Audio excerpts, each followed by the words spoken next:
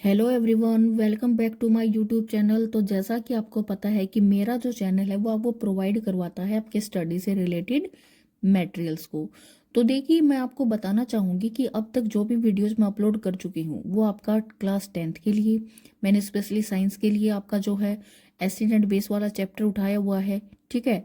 और बाकी CTET estate के लिए मैंने हिंदी इंग्लिश ग्रामर की काफ़ी सारी वीडियोस डाली हुई हैं। एक वीडियो मैं सीडीपी के लिए अपलोड कर चुकी हूँ, ठीक है। तो उम्मीद करती हूँ कि आपको वो सब पसंद आ रही होंगी। आपको पढ़कर लग रहा होगा कि आप अपना वहाँ पर 15 से 20 मिनट का टाइम जो है वो वेस्ट नहीं कर रहे हैं, बल्कि कुछ ना कुछ आपको वहाँ से सीखने को जरूर मिल रहा होगा। आज इसी कड़ी में हम अपना एक और नया जो चैप्टर वो ऐड कर लेते हैं। तो आज का अपना जो टॉपिक रहेगा, ठीक है, वो क्या है? Chemical properties of acids. आप क्या पढ़ चुके हो? आपने क्या किया है? अलग अलग बेसिस के ऊपर आप एसिड्स को पढ़ चुके हो कि कौन से बेस के ऊपर आपने कैसे इनको डिवाइड किया है, ठीक है। तो आज हम पढ़ेंगे केमिकल प्रॉपर्टीज ऑफ एसिड्स। तो देखिए सबसे पहले मैं बात करती हूँ किसका? Action with metals. तो मेरा जो केमिकल प्रॉपर्टी रहेगा एसिड्स का, सबसे पहले मैं पढ़ रही हूँ एक्शन विद मेटल्स के साथ। तो देखिए इसमें क्या रहेगा, मेरा एसिड जब रिएक्ट करेगा विद मैनी मेटल्स, ठीक है। ये जब मेरा एसिड क्या करता है, किसी मेटल के साथ ये क्या करेगा, रिएक्शन देगा, तो क्या प्रोड्यूस करेगा? Hydrogen gas. एंड साथ में क्या बनेगा? कोई भी साल्ट बनेगा।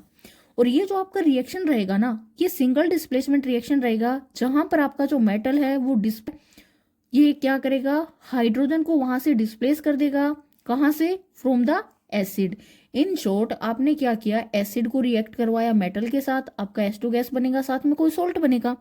और इस रिएक्शन में आपका डिस्प्लेसमेंट भी होगा, ठीक है। और सिंगल डिस्प्लेसमेंट रिएक्शन रहेगा, जहां पर आपका मेटल डिस्प्लेस कर देगा हाइड्रोजन को। कहां से? उसके एसिड में से। अब इसका इक्वेशन देख लीजिए आप। मेटल प्लस मेरा एसिड है, मेरा प्रोडक्ट में क्या आएगा? सोल्ट प्लस H2 गैस, ठीक है। अब मेटल मैंने जैसे जिंक ले लिया, एसिड में मैंने HCl ले लिया, सोल्ट मेरा क्या बना इनका रिएक्शन के बाद? ZnCl2 मेरा जिंक क्लोराइड, साथ में मेरा कौन सा गैस रिलीज किया है? H2 gas. अब ये देखिए यहाँ पे ये 2 कहाँ से आया? ये आपको देखना पड़ेगा कि जो आपका प्रोडक्ट बना है ना, वो आपका क्या है? ZnCl2। तो यहाँ पर आपका क्लोरीन कितना है? क्वांटिटी में 2 है, बट यहाँ पर 1 ही है।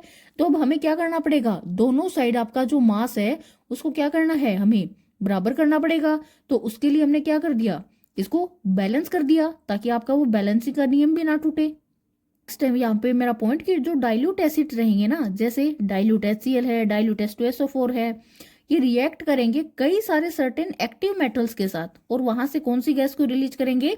H2 गैस को। जैसे मैंने सोडियम ले लिया, मैंने HCl ले लिया, तो मेरा प्रोडक्ट क्या बना? Salt plus H2 gas. तो सोल्ट मेरा NaCl प्लस H2 गैस वहां से रिलीज कर गया।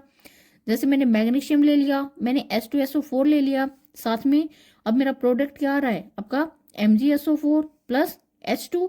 तो देखिए यहाँ पर बोला भी गया है कि जब डाइल्यूट एसिड, ठीक है, यानी कि HCl और H2SO4 यानी कि हाइड्रोक्लोरिक एसिड और सल्फ्यूरिक एसिड, यहाँ पर मेरा क्या है? डाइल्यूट है, ठीक है, विद सर्टेन एक्टिव मेटल। और ये मेरे दोनों क्या है?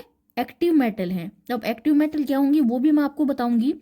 तो जब इनका आपने रिएक्शन करवाया तो आपका क्या रिलीज हुआ है? वहां से H2 गैस रिलीज हुआ है। क्लियर हुआ ये पॉइंट? तो देखिए यहां पर मेरा बना सोडियम क्लोराइड, यहां पर मेरा बना मैग्नीशियम सल्फेट। तो अब अपना पॉइंट यहाँ पे अराइज होता है कि what do you mean by active metals. तो एक्टिव मेटल्स हैं क्या, वो देखो एक बार आप। The metals which can displace hydrogen, मेरे वो वाले मेटल्स जो क्या कर देंगे? डिस्प्लेस कर देंगे हाइड्रोजन को। कहाँ से? उसके डाइल्यूट एसिड से। जैसे आपका सोडियम है, पोटेशियम है, जिंक है, आयरन है, कैल्शियम है, मैग्नीशियम है, एटसेट्रा। दोबारा रिपीट करती हूँ, एक्टिव मेटल्स वो वाले मेटल्स हैं जो डिस्प्लेस कर देंगे हाइड्रोजन को। कहाँ से? डाइल्यूट एसिड से, ठीक है। जैसे यहाँ पर मेरा H2SO4 था, यहाँ पर मेरा HCl था। तो ये जो H2 गैस आपका यहाँ पर इवोल्व किया है ना, जो रिलीज किया है, वो H2 गैस आपने यहीं से तो निकाला है। यही जो हाइड्रोजन है ना, इसी को तो आपने क्या करवाया? यहाँ से डिस्प्लेस करवा दिया है। जैसे आपने जिंक ले लिया, आपने साथ में डाइल्यूट एसिड ले लिया, H2SO4 आपका सल्फ्यूरिक एसिड है। तो यहाँ पर जो जिंक है मेरा, ये ब्रैकेट में मैंने S क्या लिखा है कि मेरा सॉलिड स्टेट में है। तो यहाँ पर मैंने S लिख के, यहाँ पर डाइल्यूट लिख के क्या बता दिया? मेरी इंफॉर्मेशन को मैंने ज्यादा इंफॉर्मेटिव बना दिया है, ठीक है। तो यहाँ पर मेरा जिंक, साथ में मेरा H2SO4, मेरा प्रोडक्ट क्या आया? ZnSO4, साथ में कौन सा गैस मेरा यहाँ पे इवोल्व हुआ है, S2 गैस। और ये S2 गैस आपका निकला कहाँ से है, आपने जो डाइल्यूट एसिड डाला था वहीं से इस एक्टिव मेटल ने क्या कर दिया, इस S2 गैस को इवोल्व करा दिया। क्लियर हुआ? आई होप कि आप इस चीज को समझ गए होंगे। तो the active metals are those that readily lose the electron. आपके एक्टिव मेटल्स कौन से रहेंगे, वो वाले मेटल्स रहेंगे जो लॉस करा देंगे किसका, इलेक्ट्रॉन्स का। कहाँ, इन द केमिकल रिएक्शन। और क्या कर देंगे, उस रिएक्शन को ज्यादा रिएक्टिव बना देंगे। ठीक है, अब एक बात बताइए, आपके एक्टिव मेटल्स क्या करते हैं, वो वाले आपके एक्टिव मेटल्स रहेंगे जो लॉस कर देंगे इलेक्ट्रॉन्स का। कब, जब आपकी केमिकल रिएक्शन हो रही होगी। और क्या करेंगे, इलेक्ट्रॉन को लॉस करके उसको क्या बना देते हैं, हाईली रिएक्टिव बना देते हैं। क्लियर हुआ? नेक्स्ट आपका, they are found on the left side of periodic table. आपके जो एक्टिव मेटल्स हैं वो आपको पीरियोडिक टेबल में मिलेंगे। और किस साइड, आपके लेफ्ट हैंड की साइड।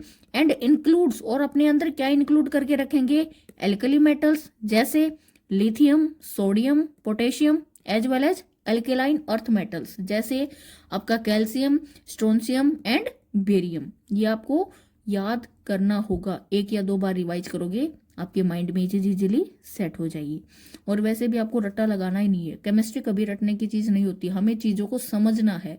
अगर हमने चीजों को समझ लिया, आपका कॉन्सेप्ट लाइफ लॉन्ग के लिए क्या रहेगा, क्लियर रहेगा।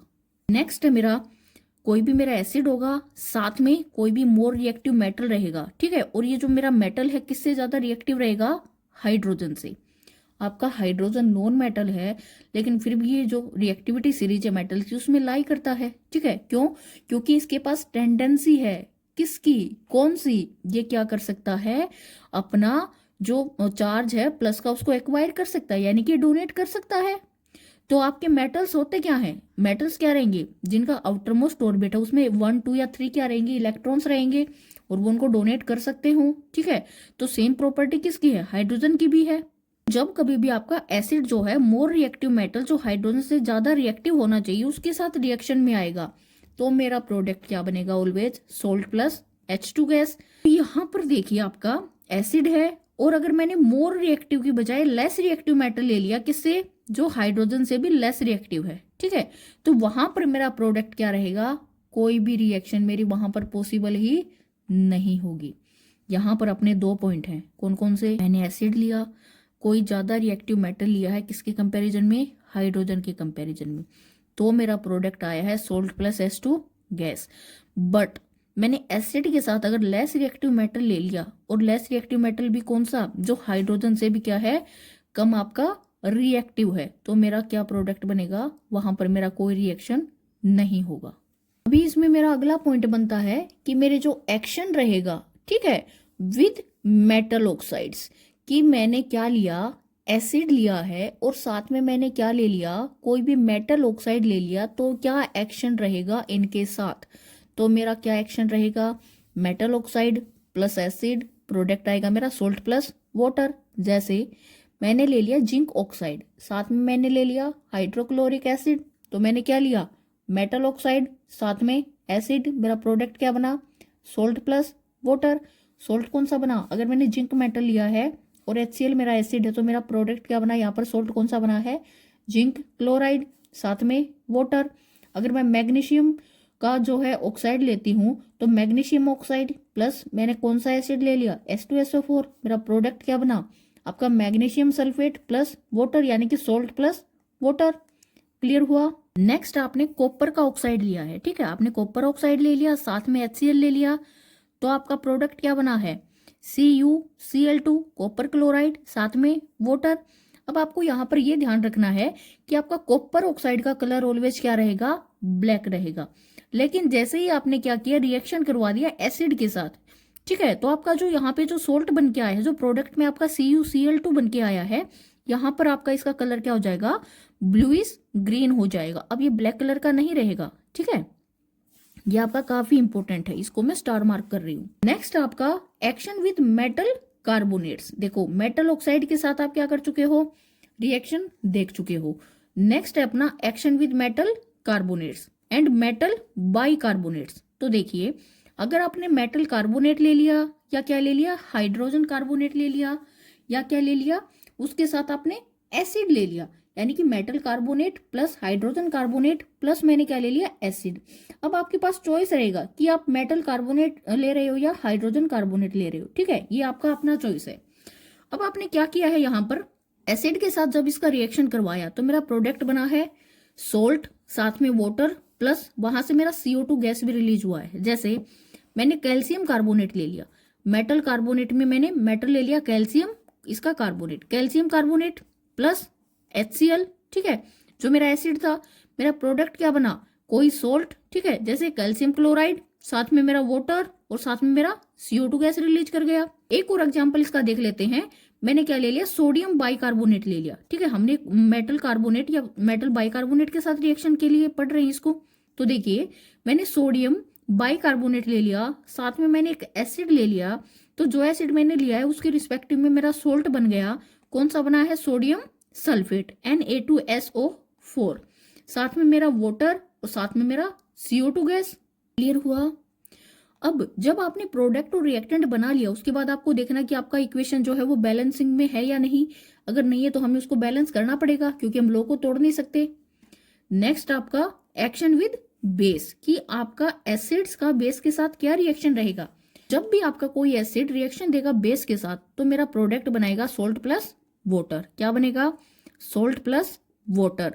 और न्यूट्रलाइजेशन रिएक्शन में भी आप इस चीज को पढ़ चुके हो कि जब भी आप रिएक्शन कराते हो एसिड या बेस की, तो आपका प्रोडक्ट क्या बनता है, सोल्ट प्लस वाटर, ठीक है। और न्यूट्रलाइजेशन रिएक्शन क्या है, ये आपको इजीली पता है, जिसमें आप क्या करते हो, न्यूट्रलाइज करते हो एसिड या बेस, जो भी ज्यादा होगा उसको आप क्या करते हो, अगर एसिड ज्यादा है तो वहां पर बेस डाल के उसको न्यूट्रलाइज कर रहे हैं, अगर आपका बेस ज्यादा है तो आप वहां पर एसिड डाल करके उसको न्यूट्रलाइज कर रहे हो।